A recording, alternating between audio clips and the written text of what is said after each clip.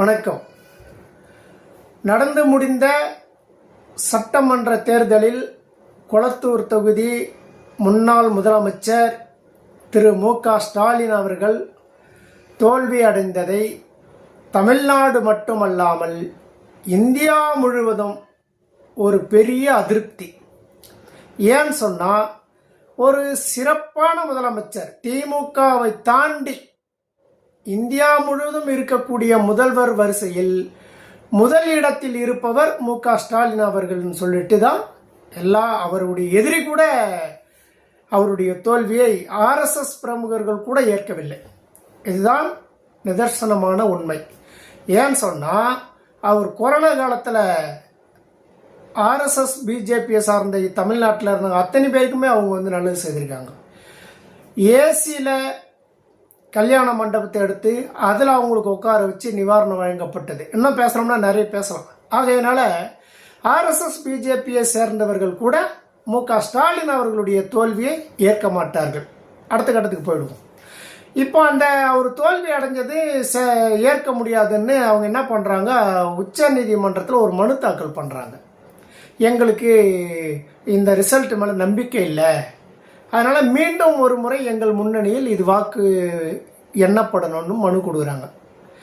உடனடியாக அவங்க தேர்தல் ஆணையத்துக்கும் ஒரு மனு கொடுக்குறாங்க. தேர்தல் ஆணையமே அதை எடுத்துக்கிச்சு. ஆனால் இந்த நேர்மையான தேர்தல் ஆணையமாக இருந்தால் அவர் மனு கொடுத்தாருல்ல, அன்னைக்கிலேருந்து தேர்தல் ரிசல்ட் இன்னைக்கு 70 நாள் ஆகுதுங்க. இந்த 70-80 நாள் ஆகிற டைமில் இப்போ தான் அதை என்ன வராங்க. 7 நாளில் மட்டும் சட்டம் வச்சுங்கிறாங்க. 7 நாளில் நீங்கள் மனு தாக்கல் பண்ணால் உங்களுடைய வாக்கு மறுபரிசீலனை செய்யப்படுன்ற சட்டம் வச்சுருக்காங்க. ஆனால் இவர் மனு தாக்கல் பண்ணி 60 நாள் கழித்து நேற்று தான் வந்திருக்காங்க. இன்னும் ஒரு 7 நாள் இது நீடிக்கும்ன்றாங்க இந்த ரிசல்ட்டை கொடுக்கறதுக்கு.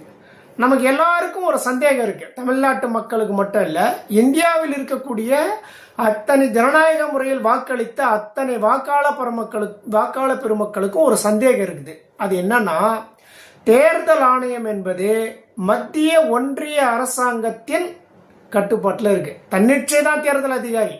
தேர்தல் ஆணையம் என்பது தன்னிச்சையான ஒரு அமைப்பு, சிபிஐ தன்னிச்சையான அமைப்பு, எல்லாத்தையும் சொல்லலாம். அதெல்லாம் கடந்த காலங்களில் நம்ம மோடிஜி பிரதமர் வர்றதுக்கு முன்னாடி.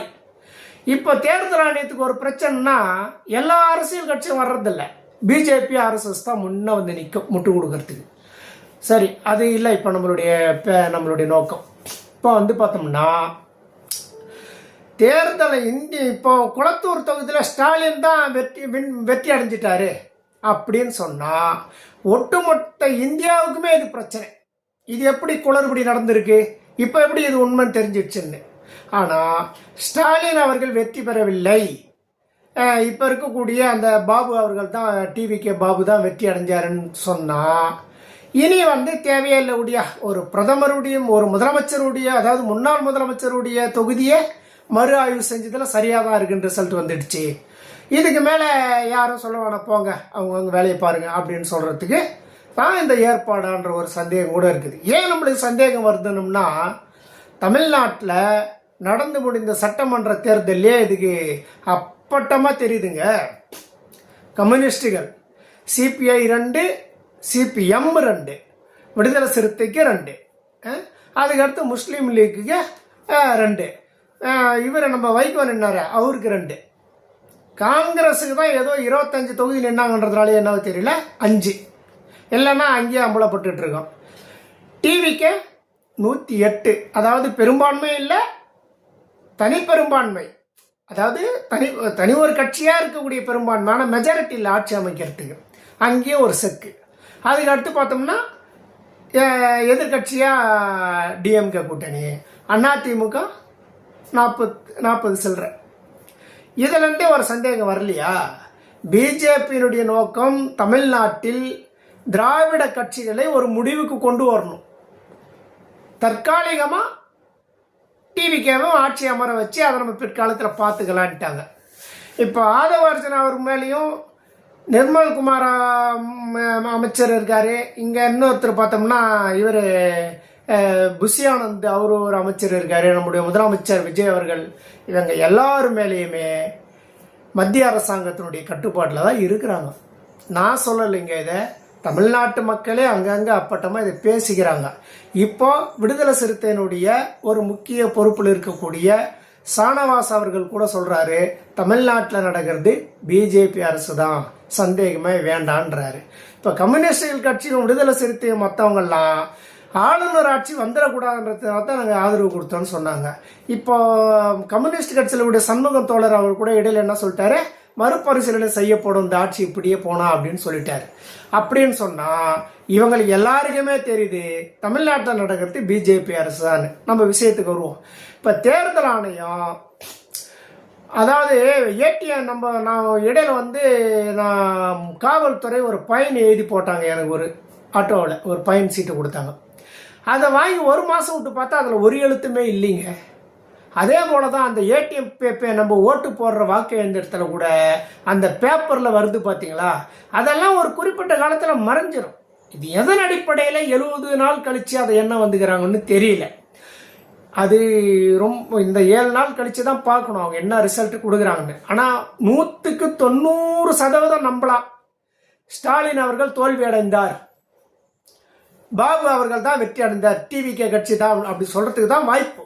காரணம், தேர்தல் ஆணையம், இந்தியா முழுவதும் தேர்தல் நடத்தக்கூடிய தேர்தல் ஆணையம் இதில் குளறுபடின்னு தெரிஞ்சிடுச்சுன்னு சொன்னா இனி இந்த வாக்கு இயந்திர மிஷின்ல எலக்ட்ரானிக் மிஷின்ல நம்ம ஓட்டு போடக்கூடிய சிஸ்டமே மாறிடும், குளறுபடி ஆகிடும்.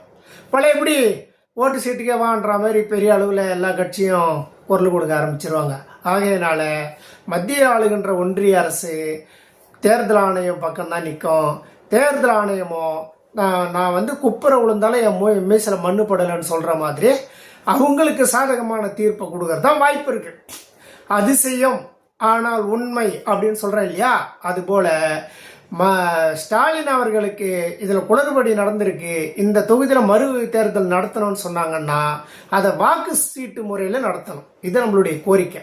வாக்கு சீட்டு முறையில் நடத்தி யார் வெற்றியோ அவர்கள் வரட்டும், மக்கள் ஜனநாயக முறையில் யாரை தேர்வு செய்கிறாங்களோ அவர்கள் எம்எல்ஏவோ வரட்டும். ஆனால் இன்னைக்கு வரைக்கும் நம்ம முதல்லயே ஒரு வீடியோ போட்டுட்டோம், ஸ்டாலின் அவர்கள் தான் வெற்றி அடைஞ்சார் குளத்தூர் தொகுதியில். அவர் தோல்விக்கு என்பது கடுகளவு இடமே கிடையாது. ஏதோ தவறு நடந்திருக்குன்னு நம்ம அப்பவே சொன்னோம், இப்பவும் சொல்றோம்.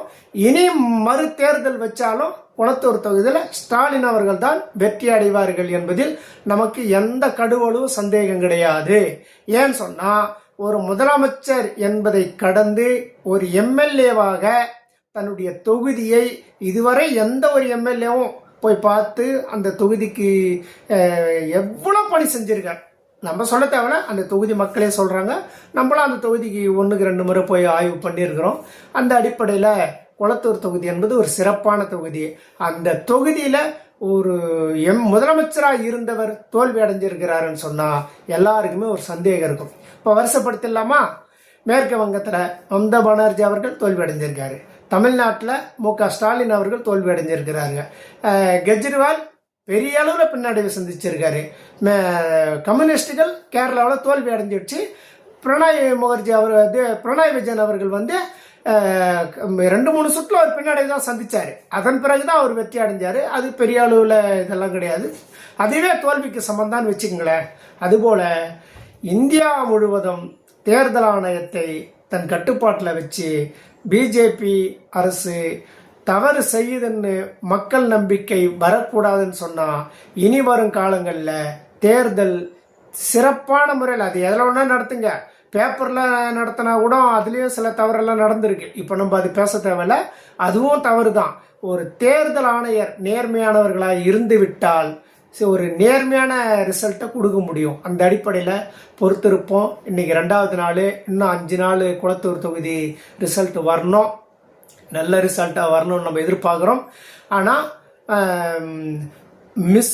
பழைய மிஷின் மேலே கூட போட்டிருங்க, குளறுபடி மிஷினில் நடந்துடுச்சு, இதுக்கு தேர்தல் ஆணையத்துக்கு சம்மந்தம் இல்லைன்னு கூட சொல்லுங்க, தப்பு இல்லை. ஆனால் ஸ்டாலின் அவர்களுக்கு மறு தேர்தல் நடத்தி வெற்றியை கொடுங்க, அதுதான் சிறப்பு, அதுதான் தேர்தல் ஆணையத்துக்கு ஒரு கிரீடம், என்ன ஒரு நேர்மை.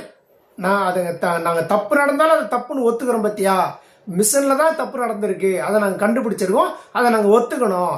நாங்கள் மறுபரிசீலனை மறு தேர்தல் வச்சு யாருக்கு வெற்றியோ அவங்களுக்கு மக்கள் தீர்ப்பு கொடுக்கட்டும். நாங்கள் ஜனநாயக முறையில் தேர்தல் நடத்துகிறோன்னு சொல்லி தேர்தல் ஆணையம் வந்துச்சுன்னு சொன்னால் தேர்தல் ஆணையத்துக்கு ஒரு சல்யூட். நன்றி. தொடரும்.